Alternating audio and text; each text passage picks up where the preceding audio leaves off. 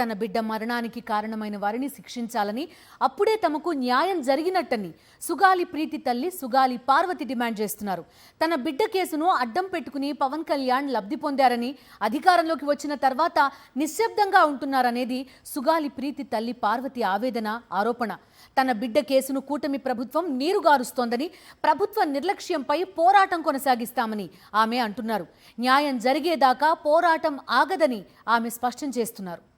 రాజు నాయక్ పార్వతిల కుమార్తె 14 ఏళ్ల గిరిజన బాలిక ప్రీతిపై 2017లో అంటే టీడీపీ ప్రభుత్వ హయాంలో కిరాతకంగా అత్యాచారం చేసి హత్య చేశారు. ఈ అమానుష ఘటన కర్నూలులోని రెసిడెన్షియల్ స్కూల్ హాస్టల్లో జరిగింది. ఈ ఘటన అప్పట్లో సంచలనం సృష్టించింది. నాడు టీడీపీ ప్రభుత్వం న్యాయం చేయలేదు. ఆ తర్వాత వచ్చిన జగన్ ప్రభుత్వం సుగాలి కుటుంబానికి పరిహారం ఇచ్చింది. కేసును సిబిఐకి అప్పగించింది. తిరిగి టీడీపీ నేతృత్వంలోని కూటమి ప్రభుత్వం కొలువు తీరింది.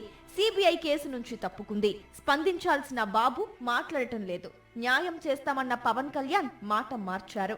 ఈ నేపథ్యంలో సుగాలి ప్రీతికి జరిగిన అన్యాయం మరొకరికి జరగకూడదని, వారికి శిక్ష పడాలనే డిమాండ్తో ప్రీతి సమాధి వద్ద నుంచి అమరావతికి వీల్ చైర్ ర్యాలీ చేయాలనుకున్నారు ఆమె తల్లి సుగాలి పార్వతి. ఈ విషయం తెలిసి కూటమి ప్రభుత్వం, పోలీసులు బెదిరించి ఆపేశారు. దీంతో ఏం చేయాలో తెలియక నిత్య వేదనతో జీవిస్తోంది ప్రీతి కుటుంబం. సుగాలి ప్రీతిపై అత్యాచారం 2017లో జరిగితే అప్పట్లో మౌనంగా ఉన్న పవన్ కళ్యాణ్ వైఎస్ జగన్ ముఖ్యమంత్రి అయ్యాక 2020 ఫిబ్రవరి 11న కర్నూలులో ర్యాలీ నిర్వహించారు. జగన్ ప్రభుత్వంపై విమర్శలు గుప్పించారు.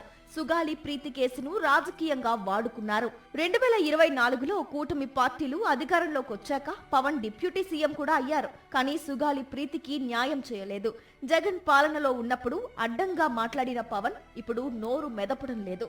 కూటమి అధికారంలోకి వచ్చిన తర్వాత 2024 జూలై 27న ప్రీతి తల్లి పార్వతి పవన్ ను కలిసి న్యాయం కోసం వేడుకున్నా ఆయన స్పందించలేదు. ఇంతలో ఈ కేసును స్వీకరించే వనరులు తమ వద్ద లేవని 2025 ఫిబ్రవరి 13న హైకోర్టుకు సిబిఐ చెప్పింది. అయినా పవన్ కళ్యాణ్, చంద్రబాబు చొరవ తీసుకోలేదు. కేంద్ర ప్రభుత్వంలో భాగంగా ఉన్నప్పటికీ కూటమి ప్రభుత్వం నిర్లక్ష్యంగా ఉండటంపై ప్రీతి కుటుంబం మండిపడుతోంది. ఈ కేసును సిబిఐ స్వీకరించాలని ప్రీతి తల్లి దివ్యాంగురాలైన పార్వతి కౌంటర్ వేశారు.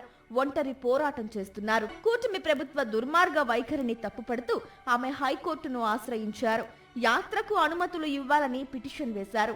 ప్రజా సంఘాలను, రాజకీయ పార్టీలను కలుపుకుని న్యాయం కోసం పోరాడటానికి సుగాలి ప్రీతి తల్లి పార్వతి సిద్ధమయ్యారు. తన బిడ్డ కేసును సిబిఐ తీసుకోవాలని, న్యాయం చేయాలని, ఈ విషయంలో కేంద్రంపై కూటమి పెద్దలు ఒత్తిడి తేవాలని ఆమె డిమాండ్ చేస్తున్నారు.